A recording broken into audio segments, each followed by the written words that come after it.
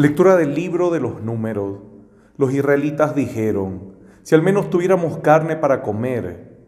¿Cómo recordamos los pescados que comíamos gratis en Egipto y los pepinos, los melones, los puerros, las cebollas y los ajos?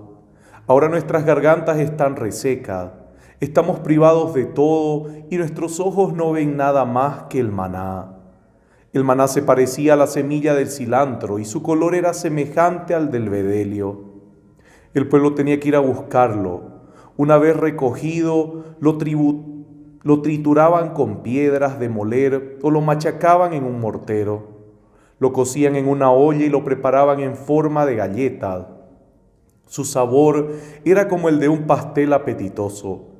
De noche, cuando el rocío caía sobre el campamento, también caía el maná. Moisés oyó llorar al pueblo que se había agrupado por familias, cada uno a la entrada de su carpa. El Señor se llenó de una gran indignación, pero Moisés, vivamente contrariado, le dijo: ¿por qué tratas tan duramente a tu servidor? ¿Por qué no has tenido compasión de mí y me has cargado con el peso de todo este pueblo? ¿Acaso he sido yo el que concibió a todo este pueblo o el que lo dio a luz para que me digas: llévalo en tu regazo, como la nodriza lleva a un niño de pecho, hasta la tierra que juraste dar a sus padres? ¿De dónde voy a sacar carne para dar de comer a todos los que están llorando a mi lado y me dicen: danos carne para comer? Yo solo no puedo soportar el peso de todo este pueblo. Mis fuerzas no dan para tanto. Si me vas a seguir tratando de ese modo, mátame de una vez, así me veré libre de mis males. Palabra de Dios. Escuchemos la voz del Señor, escuchemos la voz del Señor. Israel no me quiso obedecer, por eso los entregué a su obstinación, para que dejaran llevar por sus caprichos. Escuchemos la voz del Señor. Ojalá mi pueblo me escuchara e Israel siguiera mis caminos. Yo sometería a sus adversarios en un instante y volvería mi mano contra sus opresores. Escuchemos la voz del Señor. Los enemigos del Señor tendrían que adularlo, y ese sería su destino para siempre. Yo alimentaría a mi pueblo con lo mejor del trigo y lo saciaría con miel silvestre. Escuchemos la voz del Señor. Los invito a ponerse de pie para proclamar el Santo Evangelio. Aleluya, aleluya, aleluya, aleluya. El Señor esté con ustedes. Lectura del Santo Evangelio de nuestro Señor Jesucristo según San Mateo. Gloria a ti, Señor. Al enterarse de la muerte de Juan el Bautista, Jesús se alejó en una barca a un lugar desierto para estar a solas. Apenas lo supo la gente, dejó las ciudades y lo siguió a pie. Cuando desembarcó Jesús, vio una muchedumbre y compadeciéndose de ella, sanó a los enfermos. Al atardecer, los discípulos se acercaron y le dijeron: este es un lugar desierto y ya se hace tarde. Despide a la multitud para que vaya a las ciudades a comprarse alimentos. Pero Jesús les dijo: no es necesario que se vayan, denles de comer ustedes mismos.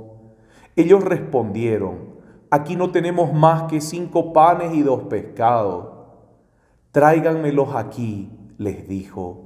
Y después de ordenar a la multitud que se sentara sobre el pasto, tomó los 5 panes y los 2 pescados, y levantando los ojos al cielo, pronunció la bendición, partió los panes, los dio a sus discípulos, y ellos los distribuyeron entre la multitud. Todos comieron hasta saciarse, y con los pedazos que sobraron se llenaron 12 canastas. Los que comieron fueron unos 5,000 hombres, sin contar las mujeres y los niños. Palabra de Dios, palabra del Señor. Gloria a ti, Señor Jesús. Los invito a que puedan sentarse, queridos hermanos.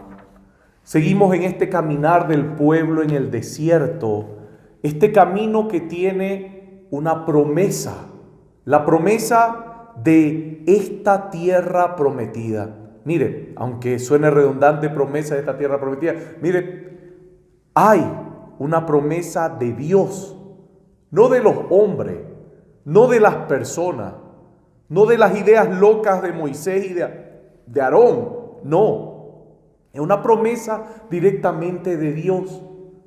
Pero el pueblo que está en medio del desierto se dedica a recordar las cosas que ellos recibían cuando eran esclavos.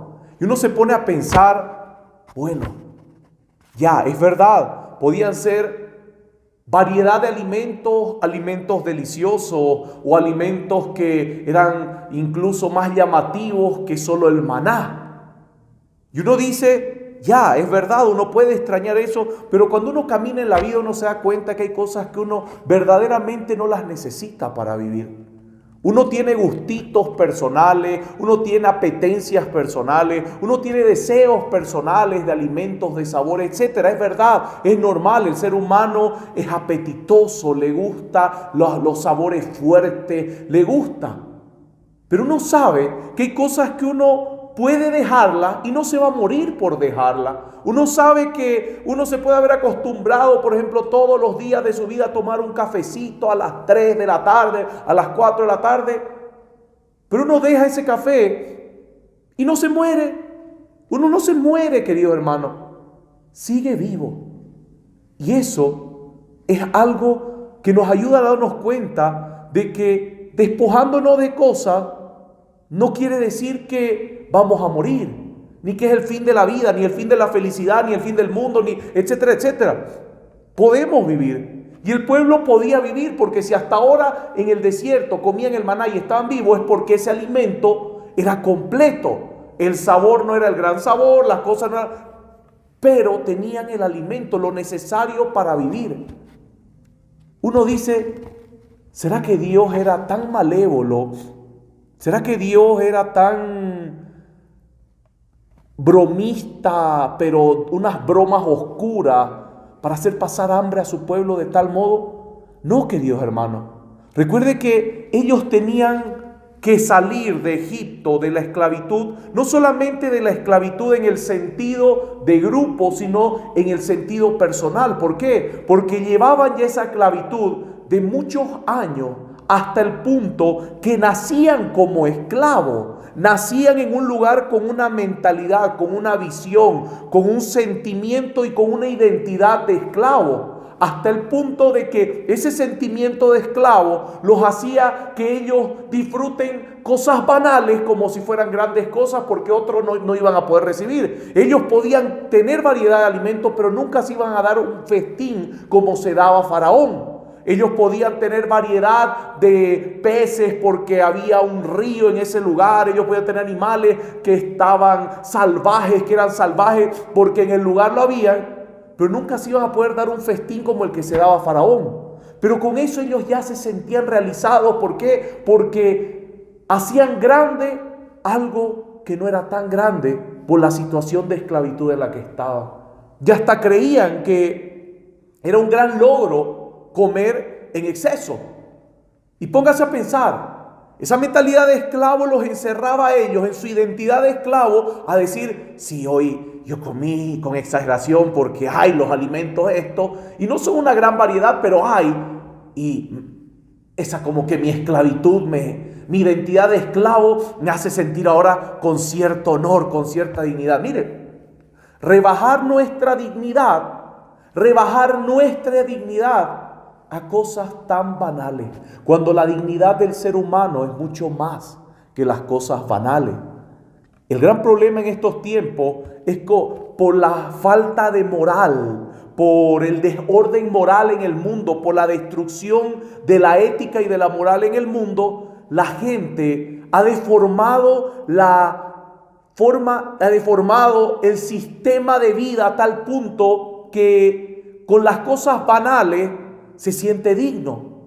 Por ejemplo, si usted cortara el internet en una ciudad donde todos están 24 horas conectados y les dijera que si ellos trabajan 2 horas más al día, ellos van a tener internet como siempre lo tuvieron. La gente lo acepta, ¿sabe por qué? Primero los padres dirían, no, eso es esclavitud, eso es no, chantaje, pero por la presión de sus propios hijos, de las nuevas generaciones, les aseguro que trabajarían esas 2 horas.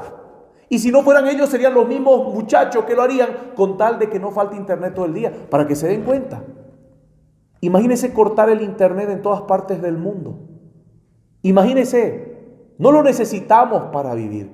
Póngase a pensar, no necesitamos el internet. Y cuidado, no estoy entrando en estos moralismos de no vean internet, no se conecten. No, ahora es una herramienta. Pero es una herramienta y es importante, como cualquier herramienta siempre tiene un objetivo, así que son importantes. Yo no estoy entrando en esos moralismos de no usen el internet, no, úsenlo pero para bien, úsenlo para mejorar, úsenlo para dignificarse, no para perder su dignidad. Y es por eso que le doy un ejemplo de esclavitud hasta el punto de que si les cortaran el internet, ustedes verían una revolución masiva de adolescentes y jóvenes, incluso de gente mayor, depresiva, suicidio, personas que pierden la razón, personas que no quieren saber nada de la vida, que se rinden a la vida. ¿Por qué? O revoluciones enormes con tal de recuperar el internet. ¿Por qué? Porque así se va esclavizando a la gente, de a poco, con los años, hasta que tú te haces dependiente de estas formas de vida, te conviertes en un esclavo sin darte cuenta. Y cuando te quitan aquello que es tu placebo, que es tu pan y circo, aquello que es lo que te distrae, mucha gente puede morir. Este pueblo tenía el maná y no necesitaba otra cosa para vivir. Porque si el maná no hubiera tenido los nutrientes y el alimento para vivir, ya estuvieran muertos en el desierto. Pero ellos estaban vivos. Y al estar vivos, queridos hermanos, no necesitaban más nada. Pero extrañaban estos gustitos aparte, que no son necesarios para vivir. No es que Dios o la palabra nos quiera decir, prívense de todo y vivan amargados la vida. No. Si Dios ha creado los sabores, los colores, es para que los disfrutemos. Pero Dios necesitaba que salgan y se den cuenta de que hay cosas primarias y más importantes, de que verdaderamente el orden de la humanidad está en un total caos. Y es por eso que la humanidad se desespera por cosas tan banales como lo hacían ellos. Y queridos hermanos, la humanidad se desespera por cosas banales. ¿Por qué? Porque no ha encontrado ni ha entendido cuál es el alimento que verdaderamente necesita el ser humano. No ha encontrado el alimento que verdaderamente necesita diariamente para realizarse y recobrar su dignidad. Y ese es el alimento que solamente viene del cielo y que solamente Jesucristo lo puede dar.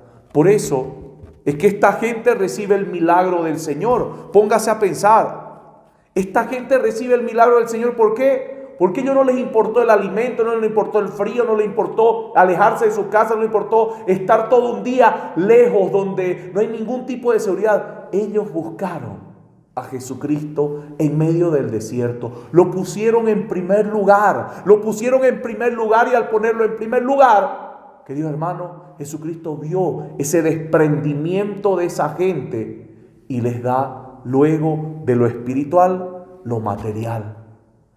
Después de darle lo eterno, recibieron lo pasajero. Y esto es hermoso, queridos hermanos. Ese es el orden que Dios quiere para nuestras vidas y que verdaderamente va a rescatar nuestras vidas. Jesucristo multiplica los peces y los panes porque sabe que este pueblo lo buscó a Él sin buscar ninguna seguridad en el mundo, sino que buscó la única seguridad en Jesucristo, Señor y Salvador. Y necesitamos, queridos hermanos, muchas veces poner ese orden en nuestra vida. Todo lo que hay en este mundo son herramientas que Dios nos ha dado. Cuando las utilizamos como herramienta, bendito sea el Señor. Pero cuando las convertimos en nuestros dioses y dejamos al único Dios verdadero al lado, queridos hermanos, ahí es donde nos perdemos. Jesucristo es el único Dios y Señor de nuestra vida, el primero y el último, el alfa y el omega, el principio.